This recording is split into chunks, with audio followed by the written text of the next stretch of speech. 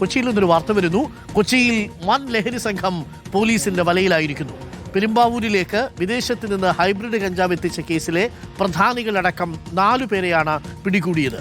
നേരത്തെ വൈപ്പിൻ സ്വദേശികളായ ദമ്പതികളെ 18 കോടിയുടെ ലഹരിയുമായി പിടികൂടിയിരുന്നു. എസ് ശരണ്ണുണ്ട് കൂടുതൽ വിവരങ്ങളുമായി.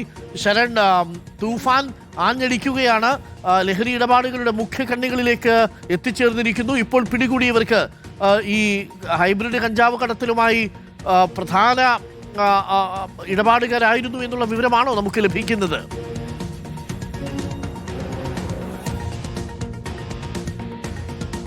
അരുൺകുമാർ, ഓപ്പറേഷൻ തൂഫാൻ ആഞ്ഞടിക്കുന്നു. അങ്ങനെ മുഖ്യ കണ്ണികളിലേക്ക്, അതായത് ലഹരി മാഫിയയിലെ മുഖ്യ കണ്ണികളിലേക്ക് തന്നെ പോലീസിന് എത്താൻ കഴിയുന്നു എന്നുള്ളതാണ് ഏറ്റവും പ്രധാനപ്പെട്ട കാര്യം.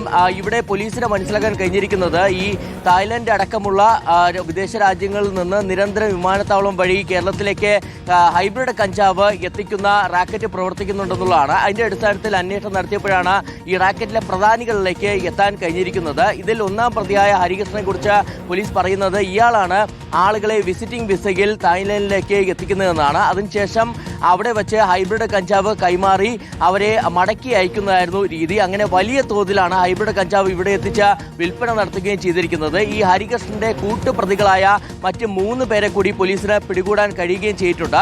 ഇതിന്റെയൊക്കെ തുടക്കം എന്ന് പറയുന്നത് കഴിഞ്ഞ ദിവസം പെരുമ്പാവൂരിൽ നടന്ന വൻ ഹൈബ്രിഡ് കഞ്ചാവ് വേട്ടയാണ്. 18 കോടിയുടെ ഹൈബ്രിഡ് കഞ്ചാവാണ് പോലീസിന് പിടികൂടാൻ കഴിഞ്ഞിരുന്നത്. അതിൽ പ്രധാനമായും ഈ വൈപ്പിൻ സ്വദേശികളായ ദമ്പതികൾ അവർ സ്കൂട്ടറിൽ 1.5 കിലോ ഹൈബ്രിഡ് കഞ്ചാവ് കടത്തുകയായിരുന്നു. അവിടെ വെച്ച് പോലീസ് പിടികൂടുന്നു. അതിനുശേഷം ഇവർ വാടകയ്ക്ക് താമസിച്ചിരുന്ന പെരുമ്പാവൂരിലെ ഫ്ളാറ്റിൽ പരിശോധന നടത്തിയപ്പോഴാണ് 16.5 കിലോ ഹൈബ്രിഡ് കഞ്ചാവ് കൂടി പിടികൂടാൻ കഴിഞ്ഞിരുന്നത്. അങ്ങനെ 18 കോടിയുടെ ഹൈബ്രിഡ് കഞ്ചാവ് പിടികൂടി അതിന്റെ തുടർച്ചയായി നടത്തിയ അന്വേഷണത്തിലാണ് ഇതിന് പിന്നിൽ ഒരു രാജ്യാന്തര മാഫിയ തന്നെ പ്രവർത്തിക്കുന്നുണ്ടെന്ന് മനസ്സിലാക്കുകയും ഇപ്പോൾ ആ കണ്ണികളിലേക്ക് തന്നെ പോലീസിന് എത്താൻ കഴിയുകയും ചെയ്തിരിക്കും. എന്തായാലും ഈ സംഘത്തിലെ മറ്റുള്ളവർക്കായുള്ള അന്വേഷണം ഊർജിതമാക്കുകയും ചെയ്തിട്ടുണ്ട്.